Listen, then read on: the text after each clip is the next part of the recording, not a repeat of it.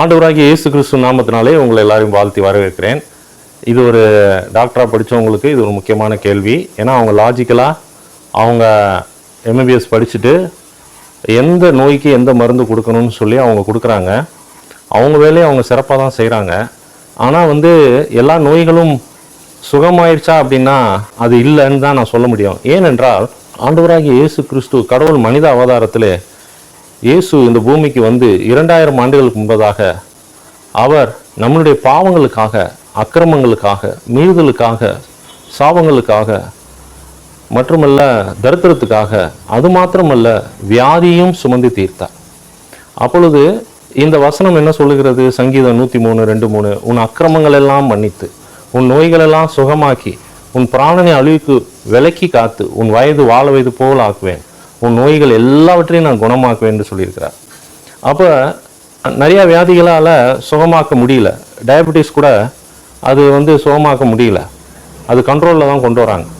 இதெல்லாம் அவங்க கிரானிக்கல் டிசீஸ்ன்னு சொல்கிறாங்க. ஆனால் இயேசு அதை எல்லாவற்றையும் சுமந்து தீர்த்தார். ஏசாயா 53:3-4-5 சொல்லுகிறது, அவர் தாமே நம் பலவீனங்களை ஏற்றுக்கொண்டு நோய்களை சுகந்தார், அவருடைய தழும்புகளாலே சுகமானோம் என்று வாசிக்கிறோம். அது மாதிரி 1 பேதுரு 2:24 சொல்லுகிறது, அவருடைய தழும்புகளாலே சுகமானீர்கள் என்று. சுகமானீர்கள் என்றால் அது இறந்த காலத்தை குறிக்கிறது. It's a past tense. அது முடிந்து விட்டது. இயேசு கல்வாரி சிலுவையிலே வியாதியும் சுமந்தார். அவரை கை ரெண்டையும் கட்டி அவரை முதுகு குனிய சொல்லி அடித்தாங்க. எப்படி அடித்தாங்கன்னா, அந்த மீன் பிடிக்கிறதுக்கு ஒரு பெரிய மீன்களை பிடிக்கிறதுக்கு ஒரு வலை போடுவாங்க, ஒரு சின்ன தூண்டில் மாதிரி போடுவாங்க. அதில் நல்ல ஒரு பெரிய ஒரு ஊசி மாதிரி இருக்கும். அது நேராக போய் மீனை குத்தி அப்படியே தூக்கிடுவாங்க. அதே மாதிரி இவரை அடிக்கும் போது அவருடைய முதுகு கிழிக்கப்பட்டது. எப்படி ஒரு கறியை வாங்கி கைமா கறி பண்ண சொல்கிறோமோ அந்த அளவுக்கு அவர் முதுகை உழுதார்கள். உழுதார்கள் என்றால் என்னன்னா, அந்த அளவுக்கு அவர் ஒவ்வொரு அடியும் ஒவ்வொரு நோயின்னு சொல்லி வேத வல்லுநர்கள் சொல்கிறார்கள். வேத வசனத்தில் அது 39 அடிகள் என்று சொல்லவில்லை. இருந்தாலும் வேத வல்லுநர்கள் கூறுகிறபடி 39 வகையான வியாதிகளை இந்த உலகத்தில், அதோடைய சப் டிசீசஸ் நிறையா இருக்குது. அப்படி அவர் வியாதிகளை சுமந்தார், உங்கள் வேதனைகளை சுமந்தார், உங்கள் துக்கங்களை சுமந்தார். அதனால் நீங்கள் கவலைப்படாதீங்க.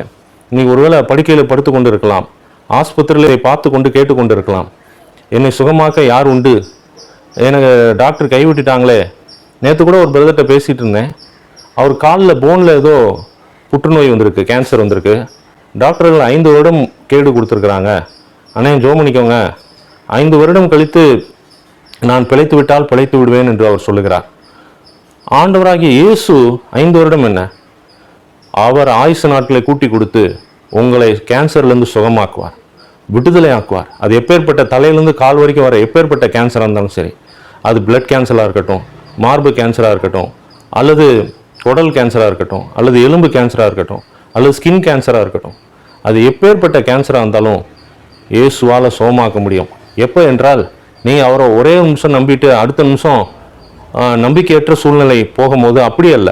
நம்பிக்கை என்பது எப்படி ஒரு கட்டடம் ஒரு அஸ்திபாரத்தில் தாங்குகிறதோ அதன்படி நம்மளுடைய அஸ்திபாரம் இயேசுவாகி அவருடைய வார்த்தை மீது நம்ம இருக்கும்போது, அவரே வார்த்தை, அவரே தான் இயேசு, அவர் மீது இருக்கும்போது அவர் உங்களை அவருடைய தழும்புகளாலே சுகமாக்குவார், உங்களை விடுதலை ஆக்குவார். எப்பேற்பட்ட வியாதியாக இருந்தாலும் அவர் சுகமாக்க முடியும். அவரால் சுகமாக்க முடியாத எந்த வியாதியும் இல்லை. அதை தான் பிரதர் கேட்டார், அவர் எல்லா வியாதிகளையும் குணமாக்குவார் என்று. எல்லா வியாதிகளையும் அவரால் குணமாக்க முடியும், எல்லா நோய்களையும் அவரால் குணமாக்க முடியும். ஆனால் ஒரே ஒரு கண்டிஷன். என்ன கண்டிஷன்னா, நீங்கள் அவரை நம்பணும், அவரை விசுவாசிக்கணும். அந்த நம்பிக்கை ஒரு நாள் நம்பிக்கிறது இல்லை, அல்லது 10 நாள் நம்புறது இல்லை, அல்லது 1 மாதம் நம்புறது இல்லை, அல்லது 2 மாதம் நம்புறது இல்லை, இல்லை 1 வருஷம் நம்பிட்டு அடுத்த வருஷம் நான் நம்ப மாட்டேன், எனக்கு எதுவும் ஆகலை, எனக்கு எதுவும் பெரிய டெவலப்மெண்ட் தெரில, என் சரீரத்தில் வியாதி பெருசாக ஒன்றும் பெரிய அற்புதம் நடந்த மாதிரி தெரில, அதனால் நான் இனிமேல் இயேசுவை நம்ப மாட்டேன் என்று சொல்லி அப்படி இருந்து விடக்கூடாது. தொடர்ந்து அவரை நம்பணும், அவர் எழுதி வைத்த வார்த்தைகளை நம்பணும், அவரை விசுவாசிக்கணும். அந்த வார்த்தையை மனப்பாட வாய்ப்பாடு மாதிரி சொல்லணும். என்னவென்றால், அவர் தானே என் பலவீனங்களை ஏற்றுக்கொண்டார், அவர் தான் என் நோய்களை சுமந்தார், அவருடைய தழும்புகளால் நான் சுகமானேன் என்று சொல்லணும். அப்போ நீங்கள் சொல்லும் போது ஆண்டவர் உங்களுக்கு கண்டிப்பாக சுகத்தை கொடுப்பார். இயேசு எப்படி இந்த பூமியில் இருக்கும்போது அவர் கிராமங்கள் தோறும் சென்று மனதுருகி ஒவ்வொரு வியாதியஸ்தரை பார்த்து அவர் சுகமாக்குனாரோ, நீங்கள் கூட கேட்கலாம், இயேசு சுகமாக்குனாரு, இப்போ உள்ளவங்களால சுகமாக்க முடியுமா? அந்த இயேசுவின் வல்லமை எனக்குள்ளே இருக்கிறது, உங்களுக்குள்ளேயும் அது வரும். எப்போ வரும்னா, அவரை நம்பும் போது, அவரை விசுவாசிக்கும் போது, அவர் வார்த்தையை நம்பும் போது, அது உங்களுக்குள்ளேயும் வந்து என்னை இயேசு சுகமாக்குவார் என்ற ஒரு நம்பிக்கையும் ஒரு அசையாத விசுவாசம் இருக்குமானால், அவருடைய தழும்புகளாலே நீங்கள் சுகமாவீர்கள். அது எப்பேற்பட்ட வியாதியாக இருந்தாலும் சரி, அதை சுகமாக்க வல்லமுள்ள தேவனாக இருக்கிறார். கவலைப்படாதீங்க, வியாதி வந்துருச்சுன்னு சொல்லி பயப்படாதீங்க. அதுதான் தமிழில் ஒரு பழமொழி இருக்குது, வருமுன் காப்போம். வருமுன்னே சிலவங்க காக்காமல் இருந்திருக்கலாம், ஒருவேளை வியாதி வந்திருக்கலாம். அதான் ஒரு பிரதர் பார்த்தேன், அவர் சொன்னார், நான் தண்ணியே குடிக்க மாட்டேன். அவர் இருப்பார் ஒரு 80 கிலோ. டாக்டர் என்ன சொல்கிறாங்கன்னா, 20 கிலோவுக்கு 1 லிட்டர் குடிக்கணும் அப்படின்றாங்க. இப்போ 80 கிலோ இருந்தால் 4 லிட்டர் தண்ணி குடிக்கணும். அவருக்கு பார்த்தீங்கன்னா அவருடைய பித்தப்பையில் கல் வந்திருக்கு.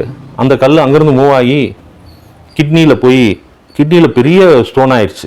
அதுவும் கிட்னியிலேருந்து யூரின் போகிற பிளாடரில் அவருக்கு இருந்திருக்கு. அவர் சொல்கிறாரு, ஒரு லேட்டஸ்ட் ட்ரீட்மெண்ட் வச்சு கல்லை உடச்சிட்டாங்க. இப்போ பக்கத்துலேயே பாட்டில் வச்சுருக்காரு. பாட்டில்னால் தண்ணி குடிக்கிற பாட்டில், வேறு எந்த பாட்டில் இல்லை, வச்சு அவர் தண்ணி குடிச்சிக்கிட்டே இருக்கார். இது எதுக்கு நான் வருமுன் காப்புன்னு சொன்னேன்னா, எல்லா மனிதரும் தண்ணி நிறையா குடிக்கணும், உங்களுடைய வெயிட்டுக்கு தகுந்த மாதிரி. 20 கிலோவுக்கு 1 லிட்டருனா நீங்கள் எத்தனை கிலோ இருக்கீங்களோ கணக்கு போட்டுக்கோங்க. 50 கிலோ இருந்தால் 2.5 லிட்ரு, 70 கிலோ இருந்தால் கணக்கு போட்டுக்கோங்க, சரிங்களா? 3.4 லிட்ரு. இப்படி அவருடைய தழும்புகளாலே நீங்கள் சுகமானீர்கள்.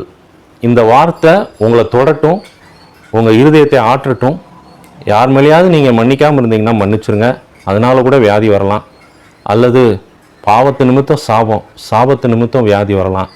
அதனால் வியாதி வந்திருந்தா பரவாயில்ல, ஆனால் வியாதியிலேருந்து சுகமாக்க இயேசு ஒருத்தர் இருக்கிறார்.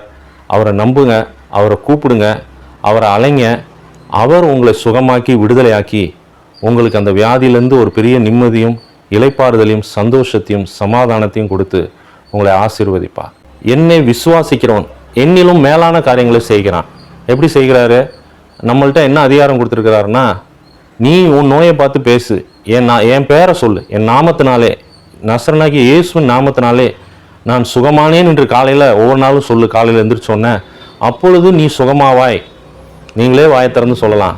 அல்லது to contact me for prayer, healing and deliverance, call me to this number 9500041386. எப்போ வேணால் கால் பண்ணுங்கள், உங்களுக்காக நான் ஜெபம் பண்ணுறேன். உங்கள் சுகத்துக்காக, விடுதலைக்காக, சமாதானத்துக்காக, நிம்மதிக்காக, சந்தோஷத்துக்காக, இளைப்பாறுதலுக்காக, குடும்ப நல்வாழ்வுக்காக. இயேசு நாமத்தில் ஆமேன்.